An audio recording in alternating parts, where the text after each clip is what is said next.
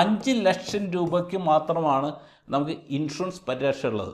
അതായത് താങ്കളിപ്പോൾ സപ്പോസ് ഇപ്പോൾ ഒരു 1 CR ഇൻവെസ്റ്റ് ചെയ്തു, ബാങ്ക് കൊളാപ്സ് ആയി കഴിഞ്ഞ് കഴിഞ്ഞാൽ അവിടെ താങ്കൾക്ക് 5 ലക്ഷം രൂപ കിട്ടും എന്നുള്ളത് ഓൾമോസ്റ്റ് ഗ്യാരണ്ടിയാണ്.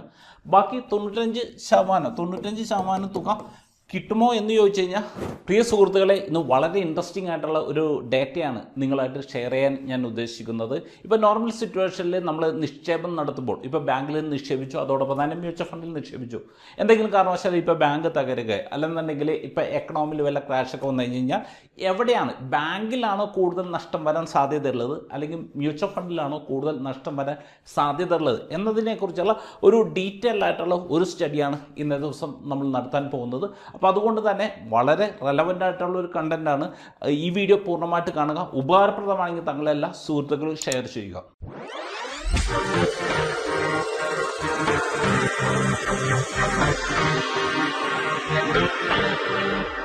ടോമിച്ച ടിപ്സ് എന്ന ഫിനാൻഷ്യൽ വീഡിയോ ബ്ലോഗിൻ്റെ പുതിയ എപ്പിസോഡുമായി നിങ്ങളുടെ മുമ്പിൽ വരുവാൻ എന്നെ അനുവദിച്ച ദൈവത്തിന് നന്ദി.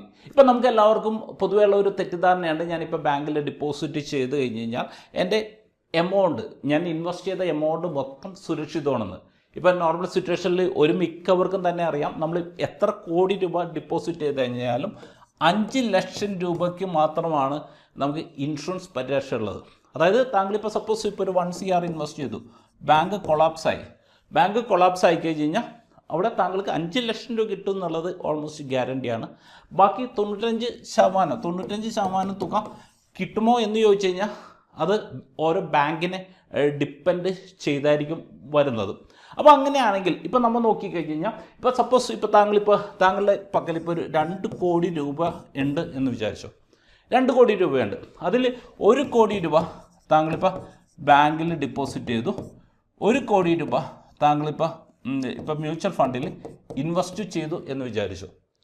അങ്ങനെയാണെങ്കിൽ ഇപ്പോൾ സപ്പോസ് ഈ ബാങ്ക് കൊളാപ്സായി, ബാങ്ക് പൂട്ടിപ്പോയി.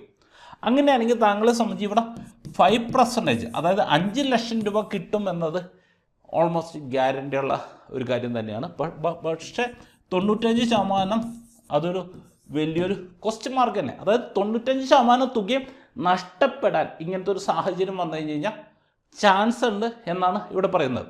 ഇനി അതോടൊപ്പം തന്നെ ഇനി സപ്പോസ് ഇപ്പോൾ ഇതുപോലെ ഒരു എക്കണോമിക്കൽ ക്രൈസിസ് വന്നു, എന്തെങ്കിലും കാരണവശാൽ മ്യൂച്വൽ ഫണ്ട് ഇടിഞ്ഞു എന്ന് വിചാരിച്ചു.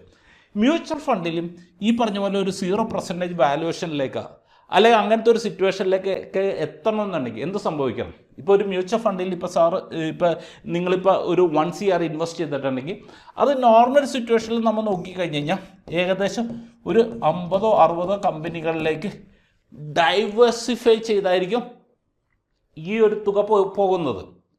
അപ്പോൾ അങ്ങനെയാണെങ്കിൽ നമുക്ക് ഈ മൊത്തം തുക നമുക്ക് നഷ്ടമാണെങ്കിൽ ഈ 50 കമ്പനികളുടെയും വാല്യുവേഷൻ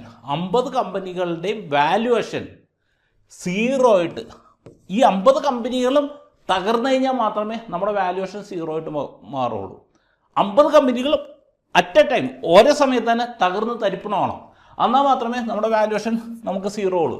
ഇപ്പം അതിനുള്ള പോസിബിലിറ്റീസ് എന്ന് പറഞ്ഞു കഴിഞ്ഞാൽ ഇപ്പോൾ ഇന്ത്യനല്ല വേൾഡ് ചരിത്രത്തിൽ തന്നെ നോക്കിക്കഴിഞ്ഞാൽ ഇങ്ങനത്തെ സിനാരിയോ ഉള്ളതായിട്ട് നമുക്ക് കാണാൻ സാധിക്കില്ല. പക്ഷേ ഇവിടെ നമ്മൾ നോക്കിക്കഴിഞ്ഞാൽ ബാങ്ക് തകരാനുള്ള സാധ്യത, ഇപ്പോൾ ഇന്ത്യയിലാണെങ്കിൽ ഇപ്പോൾ കുറച്ച് നാൾ മുമ്പ് നമുക്ക് യെസ് ബാങ്ക് ഒരു തകരുന്ന ഒരു അവസ്ഥയിലേക്ക് എത്തി. ബാക്കി എല്ലാ ബാങ്കുകളും കൂടി അതിനെ ഏറ്റെടുത്തുകൊണ്ട് മാത്രം അത് ഇപ്പോഴും നിലവിൽ നിൽക്കുന്നുണ്ട്. അപ്പോൾ ഇതുപോലെ നമ്മൾ നോക്കിക്കഴിഞ്ഞ് കഴിഞ്ഞാൽ ഇപ്പോൾ ഈ ലോകത്തിലെ ഏറ്റവും വലിയ എക്കണോമിയാണ് അമേരിക്ക. ഇപ്പം നിങ്ങളിപ്പോൾ സംശയം ഉണ്ടെങ്കിൽ നിങ്ങൾ ഇത് ചെയ്താൽ മതി. ഇപ്പം ബാങ്ക് കൊളാപ്സ് സിൻസ് 2008 US എന്ന് പറഞ്ഞ് സെർച്ച് ചെയ്ത് കഴിഞ്ഞാൽ നിങ്ങൾക്ക് വിക്കിപീഡിയയിലെ ഈ ഒരു ഡേറ്റ കിട്ടും. ഈ ഒരു ഡേറ്റയിൽ പറയുന്ന ഒരു കാര്യം എന്താണെന്ന് വെച്ച് കഴിഞ്ഞാൽ ഇപ്പം നമ്മൾ നോക്കിക്കഴിഞ്ഞ് കഴിഞ്ഞാൽ ഇവിടെ പറയുന്ന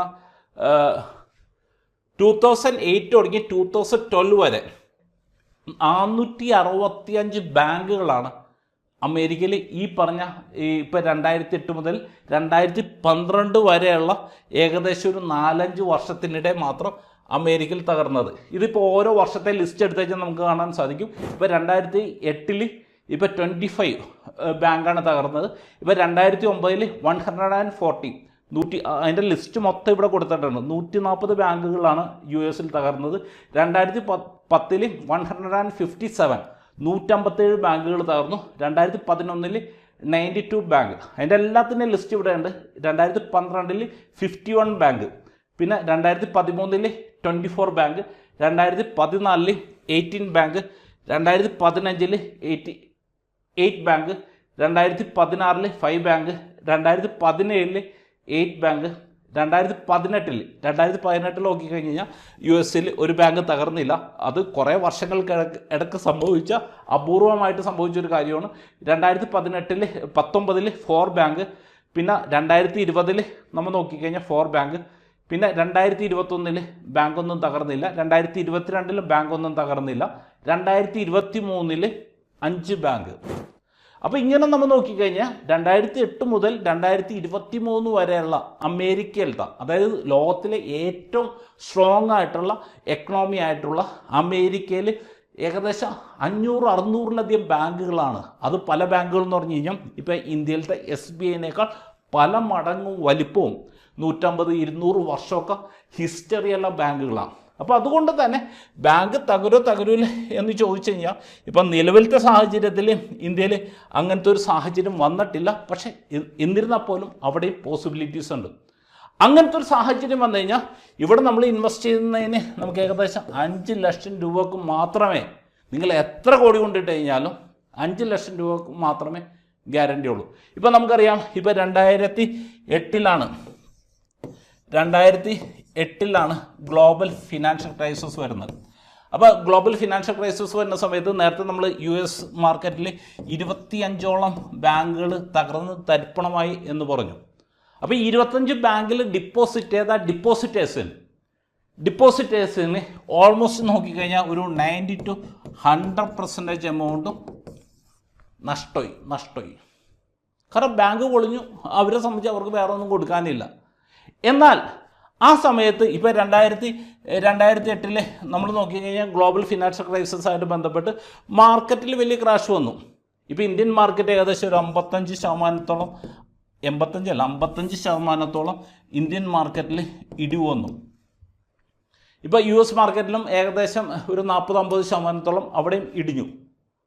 ആ ഇടിഞ്ഞിരിക്കുന്ന സമയത്ത് താങ്കൾ പോയി വിഡ്രോ ചെയ്താൽ മാത്രമാണ് അവിടെ നഷ്ടം വരുന്നത്.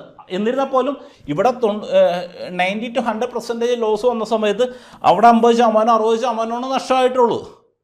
ഇനി വിഡ്രോ ചെയ്തില്ല എന്ന് വിചാരിച്ചോ, ഇതെല്ലാം തിരിച്ചു വന്ന് അന്നത്തേനേക്കാൾ ഇപ്പോൾ ഏകദേശം ഒരു 4-5-10 മടങ്ങായിട്ടുണ്ട് ഈ വാല്യുവേഷനെല്ലാം.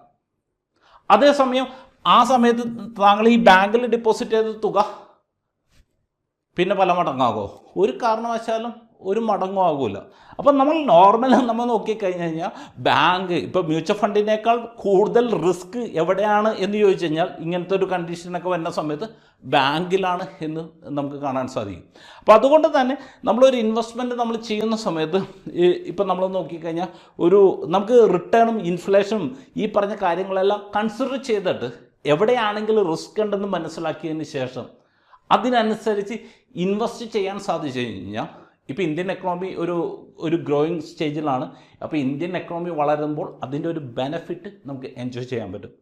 താങ്കൾക്ക് ഞങ്ങളുടെ നിക്ഷേപ സംബന്ധമായ സേവനങ്ങളെക്കുറിച്ച് കൂടുതൽ അറിയണമെങ്കിൽ ഇപ്പോൾ ഈ സ്ക്രീനിൽ കാണിച്ചിരിക്കുന്ന ഈ നമ്പറിൽ താങ്കൾക്ക് വാട്സാപ്പ് വഴിയോ കോൾ ചെയ്തോ കോൺടാക്റ്റ് ചെയ്യാവുന്നതാണ്. അടുത്ത ആഴ്ച നമുക്ക് സാമ്പത്തിക മേഖലയിലെ പുത്തൻ വിശേഷങ്ങളുമായി നമുക്ക് തൊമ്മിച്ച ടിപ്സ് നമുക്ക് വീണ്ടും കാണാം. Okay, wish you all the best.